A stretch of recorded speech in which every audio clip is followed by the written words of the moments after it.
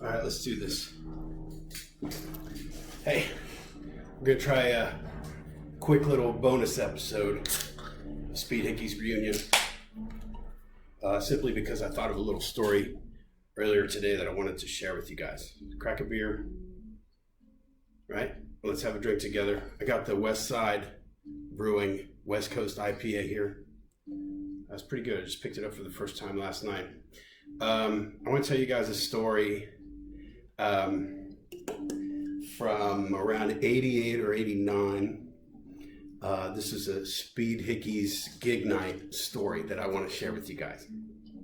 I know it was 88 or 89, or at the latest it was 1990, because it was during Bill Griffith's original tenure with the band. He joined us in 88, and in 1990 we kind of went on hiatus for 20 years and didn't play again until 2010, but that's another story altogether. We had, on this occasion, a gig at Sudsy Malone's, which many of you will remember, on Short Vine, near the University of Cincinnati. Sudsy's right across the street from Bogart's, of course. And it was just one of those nights. If you're a musician, you know what I'm talking about when I say it was one of those nights where like everything that could go wrong did. And I know I worked that day, and at some point I must have seen my buddy Tom Connolly, who's still a Facebook friend of mine. Hello, Tom. Back then Tom was delivering pizzas, and saw him a lot in the neighborhood. He lived and worked in the same neighborhood as I did. Came to a lot of Speed Hickey shows. God bless you, Tom. He came to so many we called him the fourth Speed Hickey for a time, right? And you know, I used to see him a lot in the record stores where I worked, and at gigs, our gigs, and other shows at Sudsy's and Bogart's and things like that.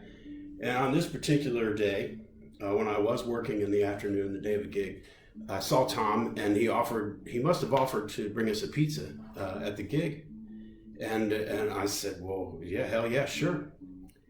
And I said, I'll put you on the guest list. And that was it. I didn't give it another thought. Okay. So I worked that day. I think I was working at Wizard Records then, 88, 89, also right there on Short Vine back in the day. And I'm sure I went home after work, had a little dinner. And then at some point, you know, it's time to load all your gear into the car, your amp, your guitars, etc. So I got everything together and drove back up to Short Vine. I'm sure I was only living on like Ravine or something at the time. It was a 5-minute drive, if that. But anyway, go back up to Sudsy's. As I recall, there were no other bands on the bill that night. It was just us. And you'll have to forgive me because I don't remember the specifics of why Bill was having a bad day, but Bill was having a bad day. And because Chris and I are planning to have him on a Zoom call to be used for this Speed Hickey's reunion web series, we plan to have Bill on as soon as possible. Maybe at that time I can hash out with him the details of exactly what was going on, but he was having a rough day. I want to say maybe his car broke down. And if it hadn't broken down that day, which of course a last minute breakdown is what happens to musicians, you know what I mean? It was like a hell night, gig hell night. Everything that could go wrong, as I said, did. So I think Bill had to get someone to give him a ride to the club. Like, so they came to his house, put his drums in their car, and then they brought him down to Sudsy's, something like that. And maybe his car had broken down on the way there, and it was a bit of a calamity. I just remember we had a grumpy ass Bill on our hands. So Chris Wanstroth and myself and Bill were there. We're setting up, and you know, we're just getting our gear set up. I think a couple of my pedals weren't working. My batteries were dead. Had to run up to Walgreens to get 9-volt batteries. It was one of those nights where like you can't even. We were having so much trouble just getting started. You know, finally get the batteries in the pedals, get everything hooked up. You know. And it was getting later, and we realized as we were setting up our gear, tuning up, talking about the set list, we realized that the sound man wasn't showing up. We're waiting, no sound man. So, and I don't even remember who it was we thought we were expecting that night. There were a handful of guys that ran sound for us back in the day. all of them were great guys. All of them were great sound men. And this is not a story talking about, somebody that stiffed us. I would never talk shit about the sound men in Cincinnati, Ohio. They do. Those guys, I got more respect for the sound men and audio engineers in Cincinnati than I do for half of the musicians here, because the sound men are the ones that really make it happen, no matter how good your band is. In fact, I won't go into that either, how many bands here locally in town that I actually think are very good. We won't get into that, but I'll tell you this, even if you are a great band, if you're really good, if you don't have a good sound man, you don't sound very good, so you need those guys. And this was a night when we were expecting one of our reliable dudes, but all over town, there wasn't a single sound man that thought he was the guy that was expected to show up at Sudsy's that night. So we're waiting. It's getting later. We're all drinking more. We've got a grumpy Bill on our hands. I didn't drink until I was 22, but that would have been 1989. So I might have at least been starting on the sauce at that point. And as we were getting set up and ready to play, and the Speed Hickeys in our day, we had our moment in the sun. We really did. We did a lot of weekday shows, of course, but towards the end there, we were a Saturday band. They were throwing us weekends, and we were packing the place pretty good. Now, I don't remember. I wish I could tell you the exact date of this occasion. I don't remember if it was a weeknight or a weekend. I don't remember the place being really packed. There were a few people there, but it was getting later and later, and I know that some people that had come out to see us, they were already starting to leave. And so at some point we decided, we can't wait much longer here. And so Chris and I, we decided we would drive back to our rehearsal space and grab some mic stands and microphones and the PA back there at the rehearsal space. And we shared a rehearsal space with some other bands. We split the rent with some other bands. And this wasn't even our gear. These weren't our mic stands. These weren't our microphones. It sure wasn't our PA. But we had to do something. It was getting late. We were waiting. The sound man wasn't showing up. So, so Chris and I drive back to our rehearsal space, our practice space, and we grab up all these rickety-ass, rusty mic stands that are held together with duct tape, some crappy-ass microphones, and the small little rehearsal PA that was there. And we just grabbed it up and threw it in the car and went back to Sudsy's. At this point, I'm sure Chris went right back to the bar for another drink. Bill's been grumpy and drinking the whole time. And it's a late night. And many musicians will tell you, whether it's a drummer, bass player, guitar player, singer, whatever, you can do that for years and years and years. And many of those musicians will tell you they still don't know the first thing about running the soundboard. They really don't. Back to what I was saying about sound men, live sound engineers, audio engineers. Those guys, all praises to those guys, because nothing happens without them. Nothing that sounds any good happens without them, which maybe leads to an unintended point of the story, that I'm sure we didn't sound very good that night without an actual sound man there. But when we got back there, we had to set up somebody else's PA and plug in the mics, get some levels, you know what I mean? Again, it's some kind of sorcery. I don't know how sound men do it, because they set the levels. They managed to get a mix for the monitors, the speakers on stage so the band can hear themselves, and a separate mix in the house for the rest of the bar. And basically Chris and Bill and I, we cobbled together this PA. Chris and I just put it back together the way we'd found it at the rehearsal space.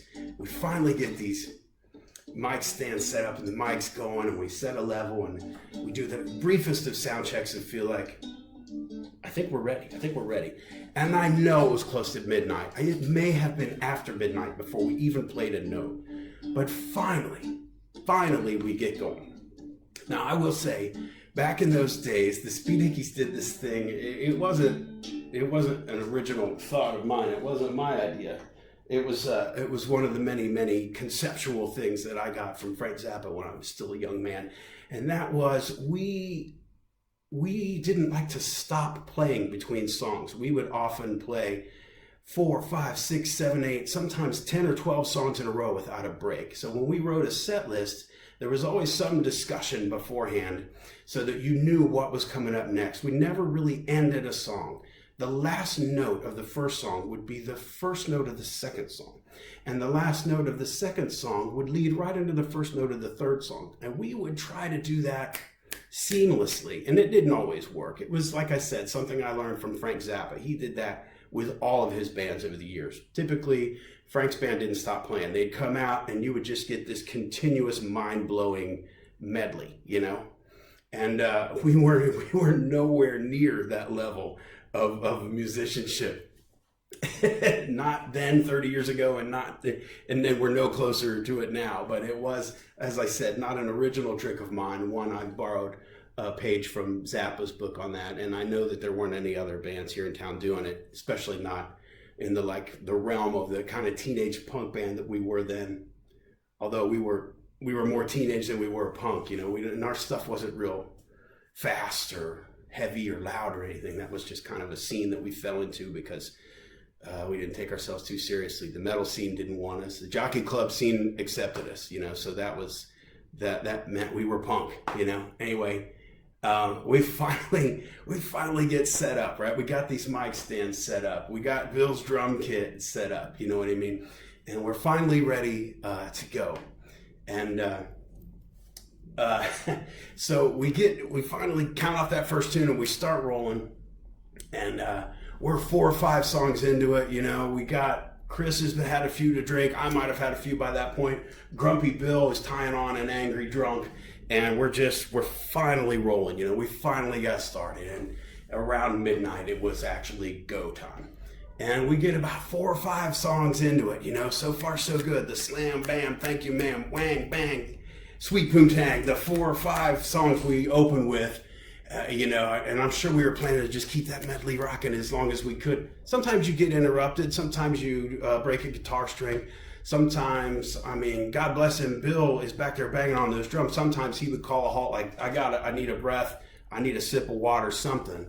Sometimes drums move. You know what I mean? When you're playing fast, loud music, your drums, as you're beating the hell out of them, they're actually actively trying to get away from you.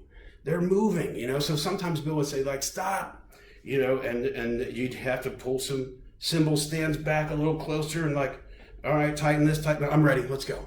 And we try to pick up where we left off and keep those breaks to a minimum. In fact, some years later, I remember I saw Mark Friedlander, and I don't know if this was an original trick of his either, but Mark Friedlander was the first drummer I saw that would tie a rope around the drum throne. The drummer's stool is called a throne, as it should be. And the rope went all the way around the whole drum kit, so that your own weight as the drummer, you're holding the gear. It can't get away from you now. How about that? So cheers, good on you, Mark. Again, I don't know if that was your idea, but you used that trick to some effect. So to great success, actually. So back to the night in question, the HICKEYS, we finally get going, right? We're 4 or 5 songs into this slam bam medley that we like to open with. And I feel a tap on my shoulder and I smell pizza. And I hadn't given it another thought. I totally forgot. I turned, and here's Tom. He's got the pizza. And I'm like, all right, sweet. I forgot that Tom was bringing us a pizza. And in the middle of a song, right, he's tapping my shoulder. He's on the stage with us, tapping my shoulder. And I turned to Bill and Chris, and I was like, stop, hold it, stop. After we finally got going, after all this, you know, hell night, Bill brought those drumsticks down. Never heard a man in my life bring 2 drumsticks down on a snare drum as loud as Bill did in that moment. And he stared daggers at me as he did it. Just boom, it sounded like thunder. And he was, you know, staring daggers at me. If looks could kill, man, if looks could kill. And as God is my witness, Chris and I had not rehearsed or practiced this or even said a word about it to one another beforehand. I paid Tom. I had a little cash in my pocket for the pizza, and he handed it to me. And as God is my witness, we didn't rehearse this. Chris stepped up to his microphone, and the 2 of us did totally from memory, not totally verbatim, but as close as we could, word for word, the scene from Fast Times at Ridgemont High where Spicoli has the pizza delivered to the classroom. Chris steps up to his microphone. I mean, right away, as soon as Bill came down on that snare drum and I paid Tom for the pizza, Chris is like, am I hallucinating here? Just what in the hell do you think you're doing? he was doing the line of Mr. Hand, and I knew it right away. So I went into Spicoli like, I'm just, having some pizza, playing some tunes. And Chris said, not on my time, you're not. And I said, well, I've been thinking about this, Chris. Since you're here and I'm here, doesn't that make this our time? And Chris says, Rick, you're right, it does. And he began to call out our friends in the crowd. Rich, Timmy, Keith, Tony, come up. Mr. Hickey has seen fit to buy us all a pizza. And everybody came up. I set that pizza down. Get a good one. And Bill, who had been so grumpy and having a bad day and really, really not having a good night up to that point, fell apart laughing behind the drum kit, was laughing his ass off. And I don't know that I even had a slice of pizza that night. I think everybody came up and took a slice. It just disappeared. It turned into this great spontaneous comedy routine. And that's it. That's the story I wanted to tell. Some years later, I did a rehashed the whole thing and had a pizza delivered during a Loose Rex gig, but it was certainly an homage to that original event. I had a Speed Hickeys gig at Sudsy Malone's, the Rock and Roll Laundromat on Shortfine, Cincinnati, Ohio, 1988, 89, maybe 1990. Anyway, now you know. Thanks for watching, you guys. See you again soon. Chris will be back with me next time.